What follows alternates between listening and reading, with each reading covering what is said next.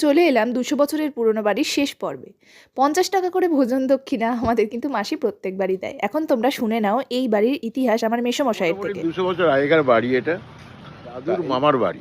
বর্ধিষ্ণু পরিবারেরই লোক ছিলাম। এখন ক্ষয়িষ্ণু পরিবার হয়ে গেছে। এখন আমাদের আদি বাড়ি ছিল হালিশহর।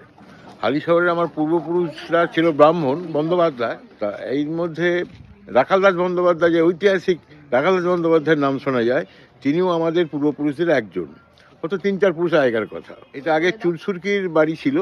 হ্যাঁ, আগেকার দিনে চুনসুরকিটাই তো দিয়েই তো বাড়ি হতো। তা আমাদের ভেতরে, বাড়ির ভেতরে সব কড়ি বর্গার ব্যাপার ভেঙে ভুঙে যাচ্ছিল। আমরা কোনো রকমের জোড়াতালি দিয়ে দাঁড় করিয়ে রেখে খোলামেলা ব্যাপার, সবাইকার ভালো লাগে। শহরের লোকের পিকনিকও হয়, পিকনিকও করে যায়, সবাই খুব খুশি হয়, ভালো লাগে। আর এই পর্যন্তই, নমস্কার। এটা মনোমিতা আমাদের আদরের। লাইক করতে হবে সবাইকে, শেয়ারও করতে হবে কিন্তু, তা নাহলে কিন্তু আমি খুব অখুশি